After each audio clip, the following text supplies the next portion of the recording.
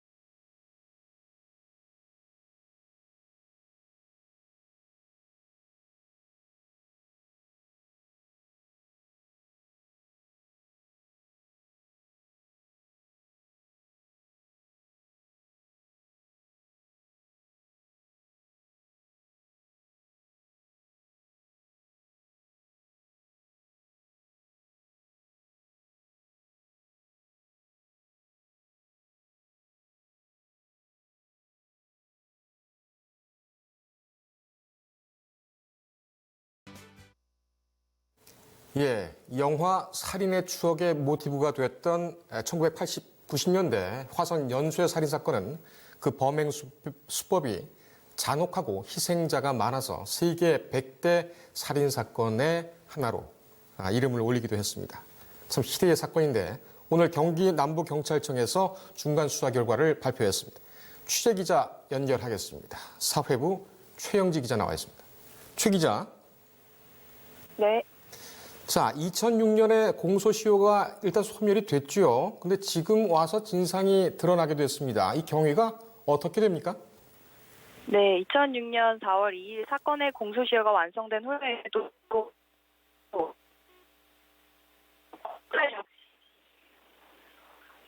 보세요. 예. 자, 전화 연결 상태가 안 좋아서 다시 한번 연결을 하겠습니다. 자, 최영지 기자.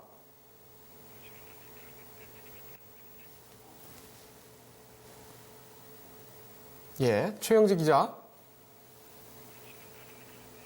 예, 다시 한번 연결해 보겠습니다. 최영지 기자. 예, 최 기자. 네. 예, 그 공소시효가 소멸이 됐죠. 공소시효가 예. 지났는데 예. 지금 와서 다시 갑자기 이 사건에 대해서 이 유력 용의자가 확인이 됐단 말이죠. 네. 그 경위가 네. 어떻게 된 겁니까? 네, 2006년 4월 2일에 공소시효가 완성됐음에도 다양한 제보들이 있었고 경찰도 진실규명을 하기 위해서 당시 수사 기록과 증거물을 보관하면서 사실관계 확인 절차를 진행했습니다. 또 경찰은 올해부터 지방경찰청 미제수사팀에서 주요 미제 사건을 총괄해 기록 검토 및 증거물 감정 유래 등 필요한 수사 절차를 진행했습니다. 또 DNA 기술 발달도 한몫했는데요. 사건 발생 당시 DNA가 검출되지 않았는데 DNA 분석 기술 발달로 오랜 기간이 지난 후에 재감정에서 DNA가 검출된 사례가 있다는 점에 착안했습니다. 그래서 7월 15일 현장 증거물 일부를 국과수에 DNA 감정 의뢰했고 현재 3건의 증거물에서 검출된 DNA와 일치하는 대상자가 있다는 통보를 받고 수사 중에 있습니다.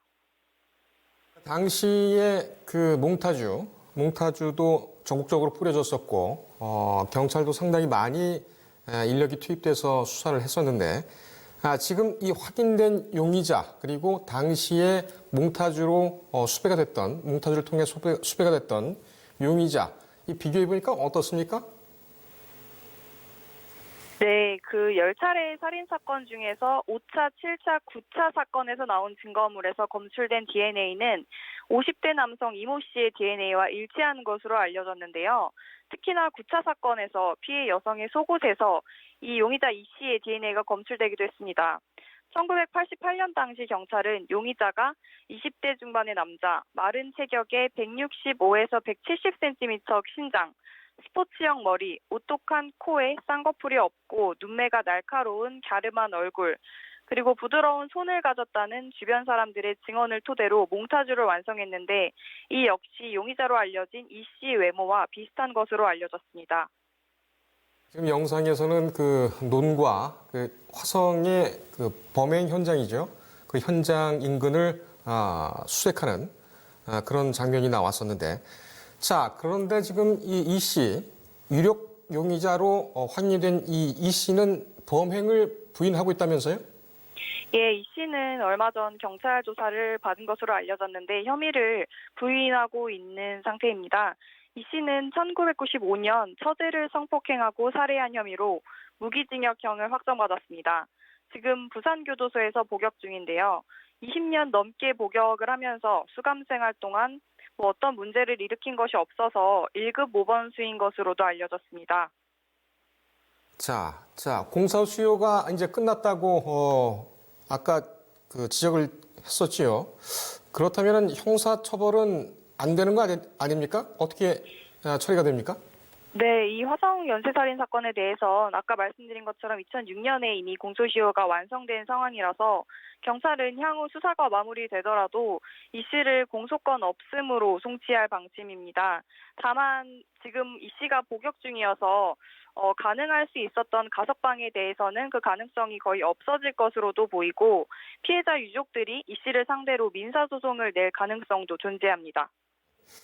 일단은 지금 확인을 하는 그런 과정이고 DNA 검출 결과가 나왔긴 했습니다만 일단 확인을 하는 과정이고 수사가 진행을 하고 있죠. 경찰로서는 이 수사 자체가 언론을 통해서 먼저 알려지면서 상당히 좀 곤혹스러운 그런 입장이겠습니다. 경찰은 지금 어떤 입장을 보이고 있습니까? 네, 언론에 먼저 알려지면서 경찰은 오늘 수사 결과를 중간 발표하고 일에 한 번 정도 브리핑을 할 계획이라고 밝혔습니다. 다 진행되고 있기 때문에 진행 상황에 대해서는 말을 아끼고 있습니다. 용의자에 대해서도 용의자가 부인을 하고 있기 때문에 그리고 많은 범죄 사실을 확인해야 되기 때문에 조사에 들어갔다고까지만 밝혔습니다. 세 건의 현장 증거물뿐만 아니라 다른 사건의 증거물에 대해서도 앞으로 감정을 할 것이라고도 밝혔습니다. 경찰은 앞으로 일주일에 한 번 정도 관련 브리핑을 할 계획이고 수사가 진행 중이기 때문에 신중한 그런 상황이다. 자, 경찰 앞으로 수사는 어떻게 진행이 됩니까? 네, 앞으로 경찰은 국가수사 협조에 DNA 감정을 지속적으로 진행할 예정입니다. 또 수사 기록 정밀 분석 및 당시 수사팀 관계자 등에 대한 조사를 통해 이 화성 연쇄살인 사건과의 관련성을 철저히 수사하겠다고도 밝혔습니다. 경찰은 이 사건 때문에 수사본부를 편성했습니다. 경기남부경찰청 2부장인 반기수 경무관이 수사본부장에 자리했고 미제사건 수사팀 광역수사대와 피해자 보호팀, 진술분석팀, 법률검토팀, 외부 전문가 자문 등으로 수사본부가 구성됐습니다. 30년이 지난 사건이고 공소시효가 만료가 됐지만 결국은 이 범행이 드러나고 범인은 잡힌다 하는 그런 사실을 확인하는 그런 기회가 됐으면 좋겠습니다. 예, 최 기자 고생했습니다. 네. 예, 지금까지 사회부 최영지 기자였습니다.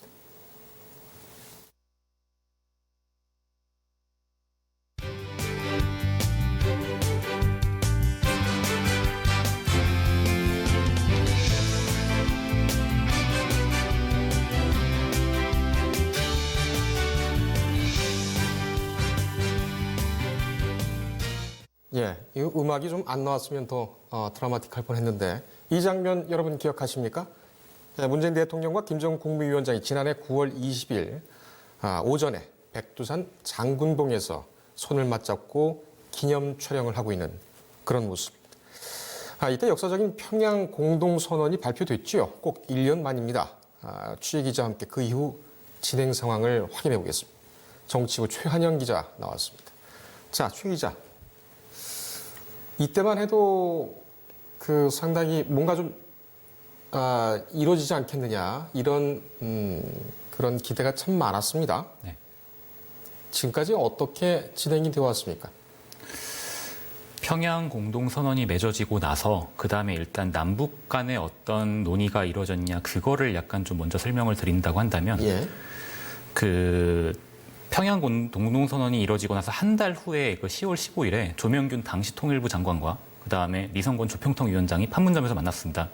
평양 공동선언에 보면 경제, 군사, 사회문화 여러 가지 그 합의들이 광범위하게 이루어졌는데 그 구체적인 그 방안들을 이뤄나기 위한 후속 회담을 언제 할 것인가에 대한 회담이 그때 이루어졌고요. 예. 그러니까 구체적으로 보면은 철도 도로 연결 착공식을 11월 말에서 12월 초에 하자. 그다음에 이산가족 문제 해결을 위한 남북 적십자 회담은 11월 중에 하자. 그다음에 도쿄올림픽 공동 진출과 2032년 하계올림픽 공동 개최 문제를 협의하기 위한 남북체육회담은 10월 말에 하자. 이런 식으로 협의가 됐고 실제로 진행이 됐습니다. 네. 그래서 관련 회담들도 이어지고 특히나 그 남북 장성급 회담을 통해서 상호 11개의 그 GP 시범철수가 합의가 됐고 그다음 판문점 공동경비구역 비무장화, 그다음에 한강하구 민간 이용을 위한 공동 수로조사 이런 것들이 진행이 됐는데 12월 말까지는 남북 간에 이런 논의가 이루어지다가 2차 하노이 북미 정상회담이 결렬로 끝나면서 그 이후로는 약간 남북 간에 별다른 논의가 이루어지지 않고 있는 상황이라고 보는 게 맞는 것 같습니다. 예. 그러나 다양한 내용이 선언문에 이제 포함이 됐었고, 지금까지 이루어지고 있는 것도 있습니까? 특히 이제 남북 군사 비무장지대의 지뢰 제거라든지 네. 이런 부분 같은 경우에는 지금 아직도 이루어지고 있나요? 어떻습니까? 그러니까 되고 있는 것들을 약간 추려서 말씀을 드리면은, 예. 그러니까 가장 대표적인 거는 말씀하신 평양 공동선언 당시 체결됐던 남북 군사비서상의 다양한 논의들이 있습니다. 예. 그래서 실제로 2018년 11월 1일부터 지상, 해상, 공중에서의 상호 적대행위 전면 중지가 실시되면서 이게 안보 위협을 좀 감소한 것은 나름의 성과로 뽑힙니다. 예. 실제로 그래서 판문점 공동경비구역 JSA 비무장화, 그다음에 한강, 임진강 하구 민간 이용을 위한 수로조사 그런 것들도 진행이 됐고요. 예. 그다음에 남북관계 지속적인 발전을 위해서는 도쿄올림픽 공동 진출, 그다음에 네. 2032년 하계올림픽 공동 유치를 위한 협력 그런 걸 위해서 우리 도종환 장관과 북한의 체육상이 스위스 로잔에서 IOC 위원장을 만나서 예. 공동 개최를 위한 의향서를 제안을 하고 그런 것들은 이렇게 드문드문 상당히 진행된 것들은 있습니다. 예. 지금 이 상황에서 물론 이제 이어질 것이라고 기대가 됩니다. 당시 1년 전에 평양 공동선언 이 의미를 다시 한번 좀 확인을 해보죠. 총론부터 말씀드리면은 평양 공동선언 5개월 전에 있었던 4.27 판문점 공동선언이 예. 남북의 적대적 관계를 화해 협력으로 바꾸기 위한 포괄적인 의미를 담았다는 의미가 있습니다. 예. 근데 평양 공동선언 의미들을 보면은 이런 분위기 전환을 위한 구체적인 사업을 위한 합의들을 담았다는 의미가 있습니다. 특히나 좀 지적하고 싶은 것은 북핵 문제가 부상한 이후에 과거 남북 합의들이 아무래도 경제나 사회문화 교류에 초점이 좀 맞춰져 있었습니다. 근데 특히나 이 평양 공동선언 같은 경우에는 군사적인 문제까지 좀 합의하고 실천을 한 것인데요. 예. 구체적으로 말씀드리면 동창리 엔진 시험장하고 미사일 발사대 영구적 폐기, 그다음에 미국의 상응 조치가 있을 경우 영변 핵시설 폐기 용의가 있다 이런 것들을 예로 들 수가 있습니다. 이게 예. 의미가 있는 게 북한은 지금까지 군사 문제, 특히나 비핵화 문제 같은 경우에는 우리 측이 아닌 미국과 논의하려는 입장을 보여왔는데 이거를 좀 바꿔냈다라는 의미가 있다고 볼 수가 있을 것 같습니다. 예. 남북관계 지속적인 플랫폼을 제공을 했다 이런 의미도 좀 있습니다. 어떻습니까? 대표적인 게 2032년 하계올림픽 공동유지 협력 이거는 좀 제대로 진행이 되고 있습니까? 어떻습니까? 네, 서두에서 말씀드린 대로 올해 2월에 스위스 로잔에서 이제 남북 체육 장관과 IOC 위원장이 만나서 제안서를 제출을 했지만 그 이후로는 솔직히 별다른 진행이 없는 것으로 보입니다. 하지만은 이게 의미가 있는 게 올림픽이라는 행사가 진행되기 위해서는 숙박시설이나 경기장은 물론이고 통신, 교통 관련 협력까지 같이 이루어져야 되는 거기 때문에 네. 앞으로 이제 북미 비핵화 협상이 좀 풀리고 이후에 어떤 상황이 벌어질지는 좀 지켜봐야 될 것 같습니다. 알겠습니다. 그러나 요즘 들어선 답답하지요. 볼튼도 물러갔고, 네. 그다음에 새로운 비둘기파 이게 폼페이오 장관과 가까운 그 브라이언입니까? 네, 오브라이언. 오브라이언이죠. 네. 예, 그 협상 전문 변호사. 네. 예, 이런 사람이 또 이런 인사가 또 들어왔습니다. 네. 지금 상황에서 볼 때에 이 후속 조치 지금까지 안 됐던 이유 그리고 앞으로의 전망 어떻게 얘기할 수가 있겠습니까? 2월 말 하노이 북미 정상회담이 별다른 성과 없이 끝난 게 솔직히 가장 큰 이유로 보입니다. 이게 네. 통일부 고위 당국자가 어제 기자들을 만나서 그러니까 우리 남북 관계 같은 경우에도 공식적으로 대북 제재나 금강산 개성공단 재개 문제 이런 거는 북한의 실질적인 비핵화 조치가 있어야만 검토할 수 있는 사안이다라는 입장을 유지 중이다. 공식적으로는 그렇게 밝혔습니다. 예. 사실상 그 북미 협상 결과에 따라 남북 관계 발전이 개선이 따라온다는 그런 뉘앙스였는데요. 실제로는 그러니까 그 하노이 노딜이 이뤄지고 난 후에 우리나라 국내 일각에서는 북미 대화 진전과 별개로 개성공단 금강산 재개 속도를 내야 한다는 주장이 있긴 했는데 힘을 좀 받지를 못했습니다. 왜냐하면 이게 국제사회가 북한의 핵무기 개발로 인해서 광범위한 대북 제재를 걸어놓기 때문에 인도적인 사업이라고 해도 거기에 소요되는 자재 반입 같은 거는 유엔 안보리 승인을 얻어야 됩니다. 네. 북미 대화 교착 상태이기 때문에 이런 한계가 있었던 것인데 말씀하신 대로 볼턴 보좌관이 이제 트럼프 대통령에 의해서 경질이 되고 또 다른 대표가 오고 또 이도훈 외교부 한반도 평화교섭본부장이 오늘 또 미국에 가서 비건 대표를 만나기로 출국을 했습니다. 그렇군요. 예, 그런 맥락에서 봤을 때 앞으로 어떤 일이 벌어질까 좀 주목해서 봐야 될 것 같습니다. 예. 최 기자가 취재하고 또 판단을 할 때에 일단은 볼턴이 있던 그 국면과는 좀 다르지 않겠습니까? 어떻게 봅니까? 디테일을 놓고 좀 북미 간의 여러 가지 입장 차이가 있는 건 사실인 것 같습니다. 예. 그러니까 어제 통일부 고위 당국자도 말을 했던 게 비핵화 범위가 쟁점이 될 거다. 그러니까 그 협상 과정에서 무슨 말인고 하니 북한은 영변 핵 폐기부터 시작해 보자는 그런 입장을 고수하고 있고요. 예. 미국은 일단 북한의 핵 활동부터 중단해야 된다. 그런 차이가 있습니다. 실제로 하노이 북미 정상회담이 이제 결렬되기 일보 직전에 네. 최선희 외무성 부상이 미국 측 관계자들한테 뛰어가지고 우리의 마지막 카드다. 영변 모든 것에 대한 폐기다. 이거를 내놨었는데 네. 그럼에도 불구하고 미국은 그걸 받지 않았거든요. 근데 미국 측에서 요즘 나오고 있는 메시지를 보면은 어쩌면 약간 서로 간의 협상의 여지가 있는 그런 메시지들도 내놓고 있는 걸 봐서 아마도 이번 달 말에 북미 실무 협상이 진행된다고 하면은 그거에 대한 그러니까 비핵화와 상응 조치에 대한 어떤 카드 맞추기가 이루어질 것인가 그걸 좀 주의해서 봐야 될 것 같습니다. 이번 달 말에 네. 협상을 위한 준비 만남 네. 이것이 가능성이 있단 말이죠. 그렇습니다. 최선희 북한 외무성 제1부상이 지난 9일 저녁 담화에서 우리는 9월 하순 합의되는 시간과 장소에서 미국과 마주 앉아 지금까지 논의해온 문제들을 토의할 용의가 있다고 말하고 트럼프 대통령이 만남은 언제나 좋은 것이다. 좋은 네. 보도를 받다라고 얘기를 했는데 그러니까 그 이후에 북미 간의 별다른 추가 사항은 이뤄내지 않고 있습니다. 다만 예. 우리 정부 내에서 좀 늦지 않은 이달 하순에는 협상이 이뤄지지 않겠냐 그런 기대 섞인 관측이 나오고 있는 것만은 사실입니다. 예. 평양이냐 워싱턴이냐 일단 회담 장소를 두고 서로 밀고 당기가 있는 것은 표면상으로 보입니다만 지금 우리 정부나 청와대가 이 물밑 접촉의 어떤 그런 통관 어떤 통로로서 그 기능을 좀 하고 있습니까? 어떻습니까?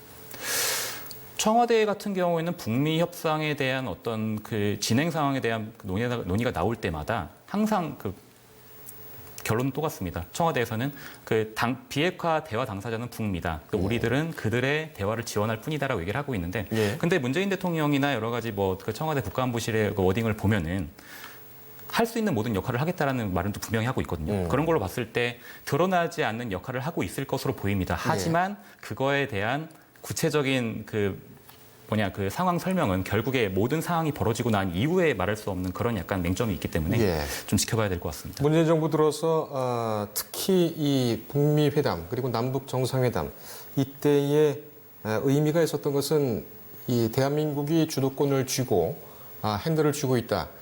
이런 국면에서 이루어져서 그것이 상당히 좀 의미가 있었는데 이런 의미와 기능 퇴색되지 않았으면 하는 그런 바람입니다. 자, 오늘 여기까지 할까요? 네, 알겠습니다. 고생했습니다.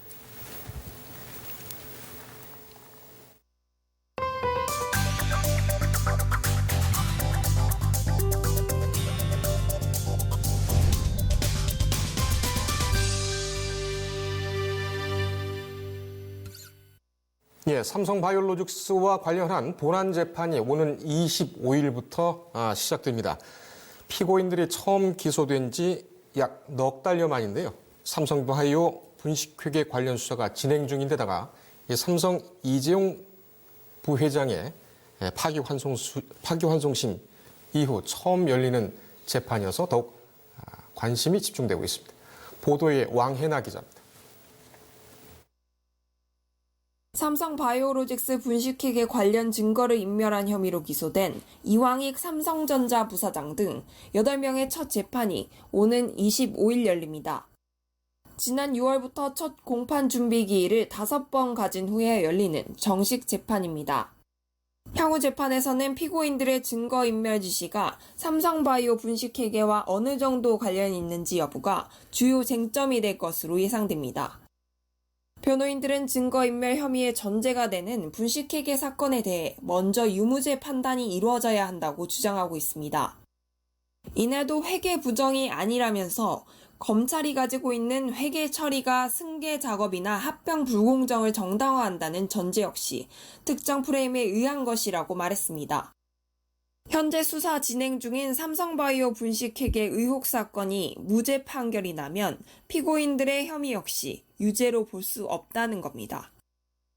이에 대해 검찰 측은 분식회계 사건의 유무죄는 증거인멸죄와 무관하다고 선을 그었습니다.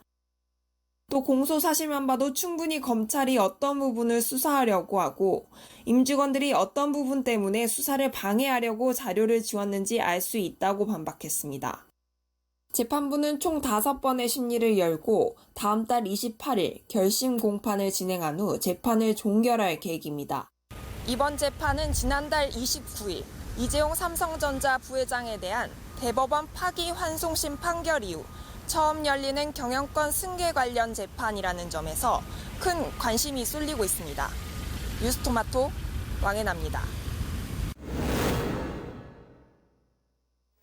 예, 이 장관 임명에 대한 후폭풍이 계속되고 있습니다만 조국 법무장관의 업무는 흔들림 없이 진행되고 있습니다. 어제 더불어민주당과 법무부가 사법개혁 및 법무개혁 당정 협의를 했는데 이 살펴볼 문제들이 적지 않습니다. 취재 기자와 함께 확인해 보겠습니다. 정치부 최병호 기자 나왔습니다.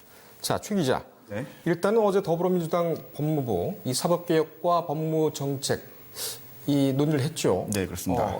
어떤 내용들이 오갔습니까? 네, 어제 더불어민주당과 법무부가 했었던 사법개혁 및 법무개혁 당정 협의는 크게 대국민 법률 서비스 제고와 서비스 제고와 검찰개혁 방안으로 나뉘어집니다. 예. 먼저 화면을 보시면서 설명을 드리겠습니다. 네. 대국민 법률 서비스 제고는 먼저 주택 임차인을 보호하고자 상가 임차인만 적용되던 계약 갱신 청구권을 보장키로 했습니다. 또 국선 변호인 제도를 수사 중에 체포된 미성년자, 노화자, 심신장애 의심자, 중재 피의자까지 확대하기로 했고요. 예. 북한 이탈 주민의 성공적인 정착을 돕기 위해서 법률 교육을 실시하고 가습기 살균제 등 집단적 피해에 대한 집단소송제를 확대 개선키로 했습니다. 예. 아울러 경제적 사정에 따라 벌금액을 산정하는 재산세 비례 벌금제도 도입할 예정이고요. 예.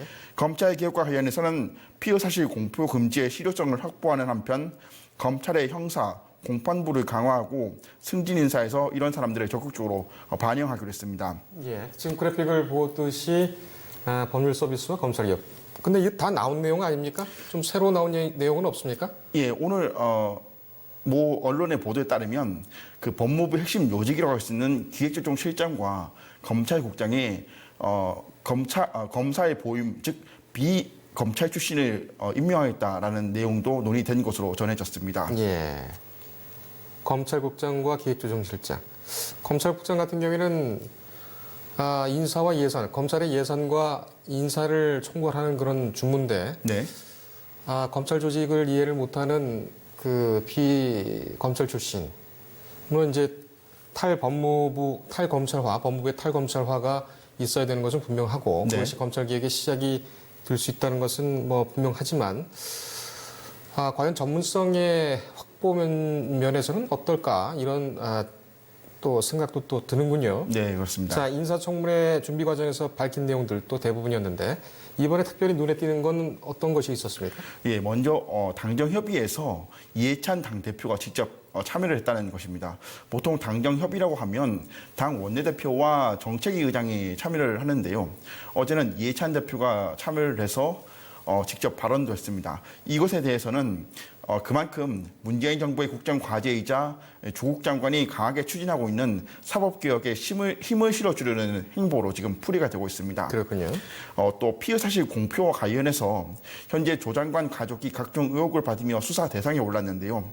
그런 탓에 일각에서는 이 피의 사실 공표 금지가 이 조 장관 가족을 보호하기 위한 조치 아니냐 이런 주장들이 제기된 것이 사실입니다. 그래서 이번 당정 협의에서는 이 피의 사실 공표가 원래는 전임인 박상기 전 장관 때부터 추진된 것이었다면서 국민의 인권 보호를 위해서 시작된 것이고 조 장관의 가족과 연결시키는 것은 부당하다는 입장을 밝혔습니다. 자, 잠깐만요.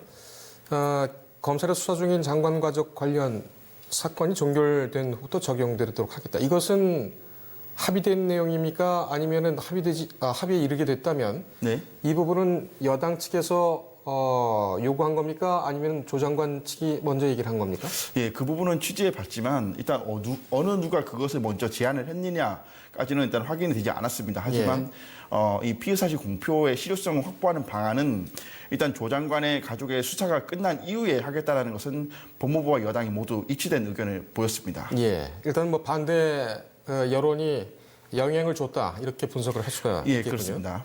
알겠습니다. 자, 당정 협의를 했다고 해서 바로 정책이 되는 건 아니죠. 네. 그런데 일단 어떤 내용들이 오갔는지 노출이 되면서 야당에서는 뭐 상당히 또 반발을 하고 있습니다. 네. 대표적인 게 임차인 계약갱신 청구권 보장 네. 이 문제죠. 예, 다시 한번 화면을 보시면서 설명을 드리겠습니다. 예. 지금 말씀하신 그 임차인 보호의 경우에 당정은 현재 2년으로 보장된 주택 전세 기간을 4년 이상으로 늘리는 방안을 추진하기로 한 겁니다. 네. 쉽게 말하면 세입자가 재계약을 요구하면 임대인은 특별한 사유가 없이 이것을 받아들여야 된다는 겁니다. 예. 사실 이건 거슬러 올라가면 문재인 대통령의 공약이기도 했는데요. 이 제도는 서민들의 주거 불안을 해소할 수 있다는 장점이 있지만 한편으로는 집주인이 전세나 월세를 대폭 올릴 수 있다는 부작용도 있습니다. 그래서 이것의 정책 효과를 두고서는 전망이 엇갈리는 것이 사실입니다. 예. 한 가지 흥미로운 점은 이 임차인을 보호하기 위한 주택임대차 보호법은 사실 법무부 소관 업무가 맞지만 예. 이 전세와 월세 업무는 국토교통부 업무거든요. 그런데 국토교통부에 취재해 보니까 이 당정협의 내용에 대해서 사전에 법무부가 국토부와 협의하지 않았다라고 얘기를 했습니다. 예. 자, 일본 정부도 그렇고 특히 최근에 법무부에서 정책을 펴고 있는 것 이런 거 보면 관계부처와 잘 협의가 안 되는 그런 지역들이 많이 나오고 있습니다. 예, 그렇습니다. 박상기 장관 때부터도 그랬는데 이번에도 국토부와는 논의가 없었군요. 예, 맞습니다. 국토부에서는 일단은 사전에 논의는 없었다라고 얘기했고요. 예. 하지만 이 당정 협의를 통해서 이렇게 추진하겠다 한 만큼 국토부도 대승적인 차원에서는 법률 검토를 할 것으로 보입니다. 하지만 이것의 의미를 다시 한번 짚어본다면 조국 장관이 각종 논란 끝에 결국에 장관이 됐고 첫 번째로 당정 협의를 한 자리에서 이 주택 임대차 보호법 문제를 가지고 왔다는 것은 이번 사법개혁의 그 방점 중에 하나가 결국엔 서민층을 다독이는 데 있는 것 아니냐 이런 분석도 나오고 있습니다. 예. 검찰 개혁과 서민층에 대한 어떤 달래기 글쎄요 그 부분은 좀 분리를 해서 봐야 될 것 같은데 앞으로 진행되는 사항을 좀 보겠습니다. 네. 서민층을 다독인다면은 재산세 비례 벌금제도 이게 더 직접적인 거 아닙니까? 네, 맞습니다. 이것도 화면을 보시면서 설명을 드리는 게 더 이해하시기 편할 것 같은데요. 현재 우리나라는 재산이 적든 많든 동일한 범죄 행위에 대해서는 내는 벌금의 액수가 똑같습니다. 예. 이것을 총액 벌금제라고 하는데요. 당정은 앞으로 이것을 재산이 많으면 벌금도 많이 내게 하겠다는 입장입니다. 예. 사실 이것은 조 장관이 후보자 시절에도 한 차례 언급한 바가 있고요. 우리나라에서는 1980년대부터 법학계를 중심으로 얘기가 꾸준히 됐습니다. 예. 일단 이번 당정 협의의 내용에 대해서는 우려의 목소리가 좀 나오는 것이 사실인데요. 예. 단순히 재산이 많다고 벌금을 많이 내는 건 헌법에 보장된 평등권을 침해할 수 있다는 우려입니다. 예. 또 현실적으로 그 벌금형을 선고받은 그 피고인의 소득과 재산을 어떻게 다 측정할 것이냐. 네. 그리고 이 수사기관이 이 벌금 책정을 위해서 피고인의 재산을 들여다보는 것은 또 개인정보 침해 우려가 있다라는 주장인데요. 예. 하지만 민주당과 법무부에서는 그 현행 총액 벌금제는 경제적 약자에게 너무 가혹하고 부유층에 대해서는 형벌 효과가 비교적 약하다는 비판론이 있기 때문에 예. 어떻게 해서든지 벌금제 개선에 대해서는 좀 들여다보겠다 이런 입장입니다. 그렇군요. 자, 마지막 질문을 좀 드리겠습니다. 이 피의사실 공표 문제, 형사사건 공보준칙과 관련된 이 내용이 뭐 많이 보도는 됐습니다. 네. 최 기자가 지금 준비해온 걸 보니까 상당히 자세하게 준비를 해왔는데 네. 이 구체적 방향 어떻게 논의가 된 겁니까? 일단 어제 당정협의에서 가장 관심을 끈 부분이 바로 그 부분인데요. 일단 당정은 앞서 말씀드린 것처럼 피의사실 공표 금지를 강화하고 이것은 일단은 조국 장관 일가에 대한 수사가 끝나는 시점부터 적용하겠다. 이런 대략적인 줄기는 정해놨고 세부적으로 어떻게 실효성을 확보할 것인가는 각계의 의견을 수렴해서 정하겠다. 이런 입장이었습니다. 예. 하지만 취재를 해보면 일단은 당정의 방향은 검경의 수사 단계에서 피의 사실이 공표되는 것을 막되 사법부의 재판 단계로 넘어가서 그 재판 과정에서 피의 사실이 공표되는 것은 막지 못한다 이런 입장이고요. 아울러 수사기관에서 그 피의 사실이 공포가 되려면 피의자의 동의를 얻어야 한다는 그런 내용도 논의를 했습니다. 예. 하지만 무엇보다도 이제 실효성 있는 공보준칙이 무엇이냐에 대해서는 고민하고 있는 모양새인데요. 예. 이와 관련해서 어제 국회에서 재미있는 토론회가 열렸습니다. 바로 이 피의사실 공표 관행을 어떻게 개선할 것인가에 대한 토론회였는데요. 직접 가봤습니까? 예, 그렇습니다. 예, 재밌었습니까? 유익했습니다. 예. 어떤 내용이 오갔습니까? 예, 일단 여기서는 검사 출신인 민주당 조홍천 의원과 대한변호사협회가 공동으로 주최를 했고요. 예. 민감용 경찰청장까지 참석을 해서 깊은 관심을 보였습니다. 예. 여기서 재미있는 내용은 일단은 참석자들이 그 피의사실 공표를 금지해야 한다. 그래서 피의사실 공표가 돼서 그 피의자의 인권이 침해되는 것은 막아야 하지만 현실적으로 모든 피의사실 유출을 막지는 못한다.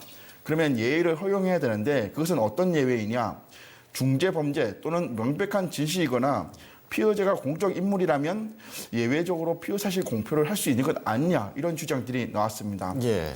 또 어제 패널로 경찰청 관계자도 참석을 했는데요. 이분도 형법상 피의사실 공표죄를 개정해서 예외 규정을 신설하는 방안이 수사에도 도움이 되는 것은 사실이다 이런 입장을 밝혔습니다. 이 부분 같은 경우에는 뭐 저희도 끊임없이 지적을 하고 있습니다만 검찰과 경찰이 지금 상황에서는 어떻게 보면 유일하게 의견을 합치를 보고 있는 그런 상황인 것 같고 네. 공인들 같은 경우에는 저희가 이제 포토라인을 이렇게 서보면 그 공인들 같은 경우에는 그 무조건적으로 자기가 의심을 받던 그런 상황에서라도 포토라인에 서서 본인의 어떤 그 무고함, 네. 결백함을 항변하는 그런 역할도 어떤 순기능도 있다는 것이 분명한 그런 사실인 것 같습니다. 네. 이 부분에 대해서는 뭐 계속 논의가 있고 저희도 한번 좀 심도 있게 쫓아가 봐야 되겠습니다. 네. 오늘 고생했습니다.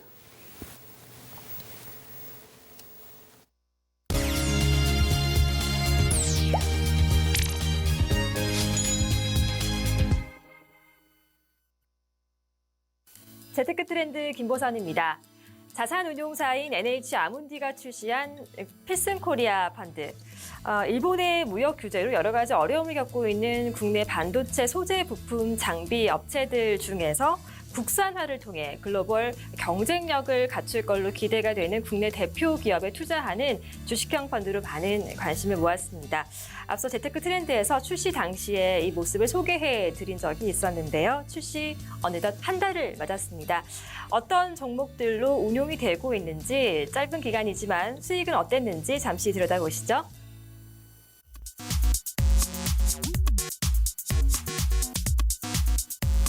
필승 코리아 펀드는 특정 산업에서 대외 의존도가 높은 산업 구조를 탈피하기 위해서 정부의 중장기적인 지원과 투자에 따라 수혜를 입을 수 있는 기업에 투자합니다. 또한 4차 산업혁명의 핵심인 소재, 부품, 장비 산업 등에 투자하면서 수익을 추구합니다. 이 펀드는 8월 14일 날 출시를 했습니다. 현재 우리나라 주식시장은 밸류에이션이 매우 쌉니다. 따라서 중장기적으로 수혜를 입을 수 있는 이런 기업에 적립식으로 꾸준히 투자한다면 좋은 성과를 기대할 수 있을 것으로 판단합니다. 네, 출시 당시에 재테크 트렌드에서 찾아가서 인터뷰했던 모습 잠시 좀 다시 보셨습니다. 이 펀드는 지난 8월 14일에 출시돼서 보시는 것처럼 문재인 대통령이 이어서 가입을 하고 홍남기 부총리라든지 여러 주요 인사들이 잇따라 가입을 하면서 더 많은 관심을 모았습니다. 최근까지도 국회의원이나 시도지사의 가입이 잇따르는 상황인데요. 이런 영향에 힘입어서 현재까지 한 달 동안 640억 원의 설정액이 형성이 됐습니다. 초기에 범농협금융에서 투자했던 300억 원을 제외하면 약 340억 원 규모가 순 투자가 된 것입니다. 이제 궁금한 게 수익률인데요. 물론 이제 펀드는 한 달간의 수익을 가지고 평가하기는 좀 이른 감이 있지만 많은 관심을 받고 있는 만큼 잠시 좀 살펴보면요. 모펀드 기준으로 한 달 3.13%의 수익을 기록하며 나름 선방한 모습을 보여주고 있습니다. 자, 펀드는 법적으로 공개가 가능한 범위에서 편입한 종목들을 살펴볼 수가 있는데요. 어떤 종목들이 있는지 좀 보도록 하죠. 일단 주요 투자 종목들 좀 꼽아봤습니다. 모두 57개 종목이 편입이 되어 있고요. 이 중에서 이 펀드의 이름에 걸맞는 부품, 소재, 장비 기업은 27개로 절반가량을 차지하고 있고요. 나머지 30개 기업은 글로벌 경쟁력을 갖춘 대형주 위주로 편입을 함으로써 수익률을 좀 끌어올리는 역할을 하고 있습니다. 업종별로는 IT가 46%, 자동차 부품 16%, 소재 10%, 소프트웨어 서비스 9% 등의 비중을 보이고 있습니다. 주요 종목입니다. 고순도 불화수소를 개발하는 모멘텀이 있는 기업으로 SK 머티리얼즈라든지 솔브레인 같은 기업들 좀 공통적으로 찾아볼 수가 있겠고요. 그리고 반도체 장비, 레이저 장비 확대가 기대되는 이오테크닉스도 눈에 띕니다. 비슷한 사업과 투자 사유를 보이는 기업도 있습니다. FPCB, OLED 필름 소재 기업으로서 필름 소재 국산화가 기대가 된다는 모멘텀으로 이녹스 첨단 소재, 그리고 SKC 코오롱 PI 등 꼽히고 있습니다. 2차 전지 양극재 소재 기업인 에코프로비엠도 올라와 있고요. 비슷한 2차 전지 소재 부품 기업으로 일진 머티리얼스 꼽혔습니다. 아래쪽으로 보시면 디스플레이 2차 전지 장비 기업인 SFA도 편입이 돼 있고요. 반도체 웨이퍼용 쿼츠와 세라믹을 제조하는 기업인 원익 QNC 등도 주요 종목으로 이름을 올리고 있습니다. 자, 이제 앞으로의 운용이 더 중요할 텐데요. NH 아문디의 운용 계획 살펴보겠습니다. 고승철 주식운용부문장의 얘기인데요. 국산화, 수출 경쟁력이 있는 반도체 부품 소재 장비 기업, 유망주를 발굴하겠다. 기업 실적과 밸류에이션을 고려해서 편입 여부를 결정할 예정이고요. 현재 30% 수준인 이 관련된 종목들의 투자 비중을 유지는 하되 향후 투자 계획들을 살펴서 점차 비중을 높일 수도 있다라고 얘기하고 있습니다. 자, 펀드 어떻게 활용할 수 있을까? 투자자들에게 조언도 좀 볼 수 있습니다. 문영식 마케팅 부문장의 얘기인데요. 이 펀드는 위험 등급 기준 2등급의 주식형 펀드다라고 되어 있고요. 장기 투자를 하거나 적립식과 같은 이 분산 투자가 반드시 필요하다 이렇게 조언을 하고 있습니다. 주식형 펀드에 아직까지 좀 익숙지 않은 투자자들이라면 약 한 10% 정도의 기대 수익을 두자라고 얘기합니다. 그리고 기대 수익을 보고 3년 이상 적립식을 투자한 뒤에 이 수익을 달성한 다음에는 우선 이익을 한번 실현한 뒤에 재투자하는 방식이 가장 적절하다고 조언하고 있다는 점도 함께 좀 살펴보시면 좋을 것 같습니다. 우리 국내 펀드 시장은 특정한 지수를 기계적으로 추종하는 이른바 패시브 펀드를 위주로 성장세가 이어지고 있습니다. 이렇기 때문에 펀드 매니저의 적극적인 종목 발굴에 노력이 뒷받침되는 이른바 액티브 펀드는 점차 위축이 되고 있는 상황인데요. 이런 분위기 속에서 출시됐던 이 적극적인 액티브 펀드, 특히 국내 주식으로만 운용이 되는 필승 코리아 펀드라는 점에서 많은 관심을 받고 있는 상황입니다. 투자자들의 기대를 과연 충족시키는 좋은 수익률, 안정적인 상품으로 자리매김할 수 있을지도 앞으로도 계속해서 좀 지켜보도록 하겠습니다.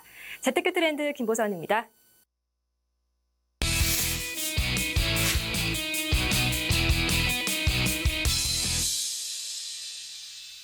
예, 자유한국당을 중심으로 한 반조국 연대 시도가 계속되고 있습니다. 오늘 오전에 한국당 최교일, 장석춘 의원 등 5명이 또 삭발식을 진행했죠. 주요 인물만 헤아려보면 지난 10일 무소속의 이현주 의원을 시작으로 총 10명이 넘게 삭발식을 진행했습니다. 하지만 부산에서 시작됐던 야권 연대 바람은 찻잔 속 태풍에 그쳐가고 있습니다. 오늘 김현의 현금정치에서는 지금의 전국 상황을 중간 점검해보겠습니다. 김현 더불어민주당 사무부총장 나오셨습니다. 안녕하십니까? 네, 안녕하십니까? 오랜만에 뵙습니다. 예. 네, 추석 연휴 잘 보내셨죠? 예, 덕분에 네. 잘 보냈습니다. 어떻게 보내셨습니까? 저는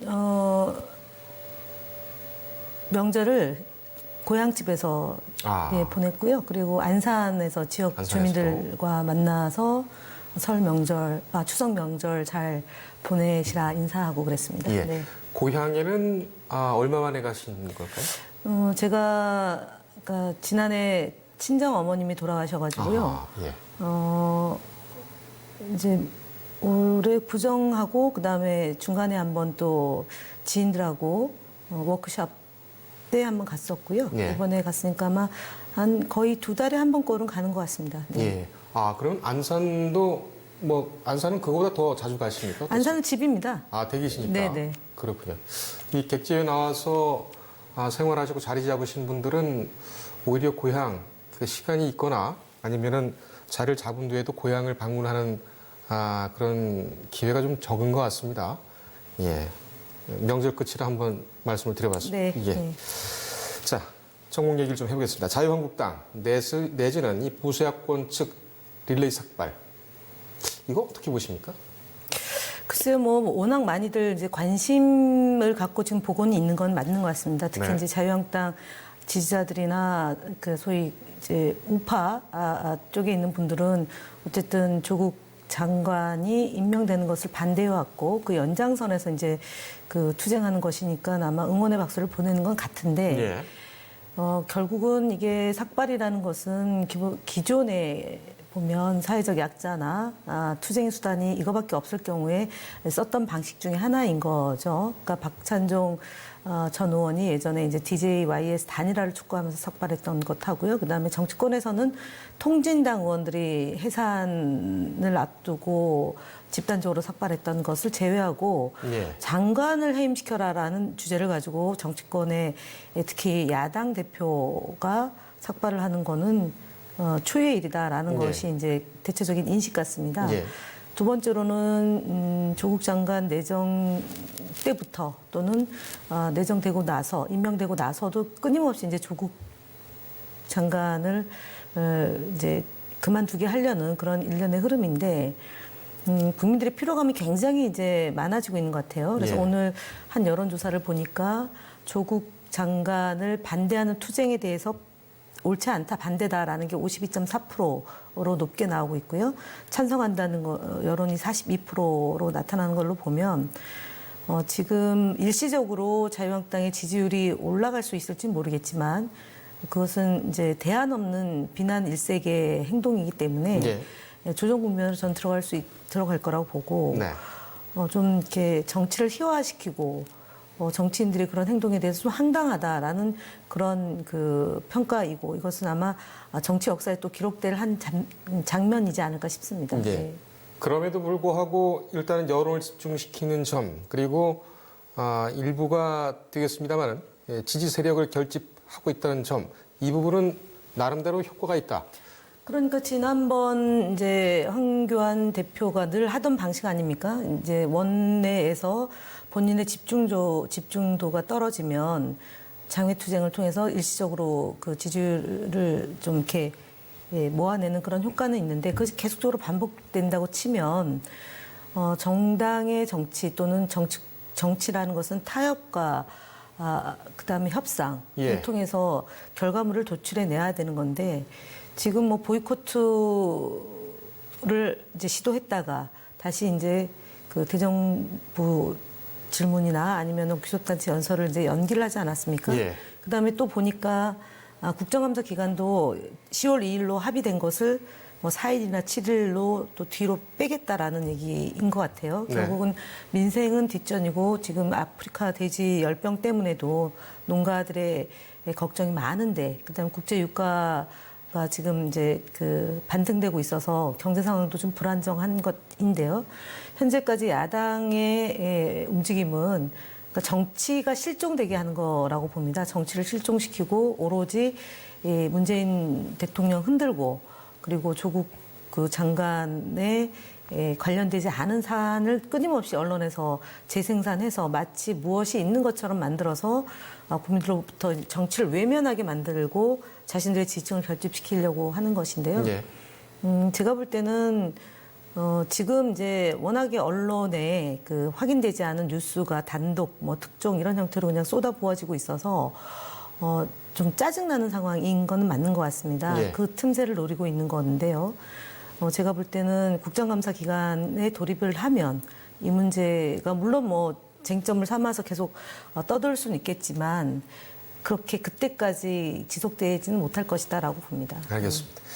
며칠 전에 시도가 됐던 부산에서 시도가 됐던 바른미래당과 자유한국당과 바른미래당의 반조국연대 이거 효력을 발휘하지 못하고 이렇게 쓰러져가는 그런 국면입니다.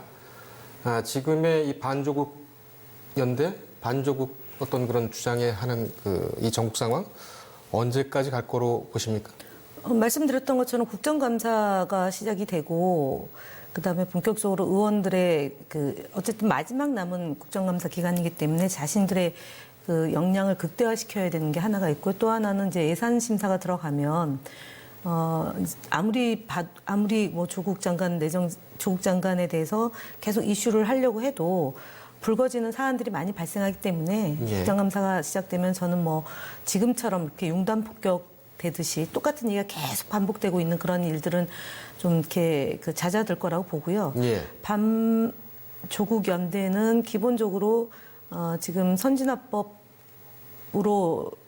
지금 계류 중인 선거법 개정, 그다음 공수처법안, 그다음에 검경 수사권 조정 이것이 이제 여야 3당 4당 간의 이견이 분명히 존재하는 거지 않습니까?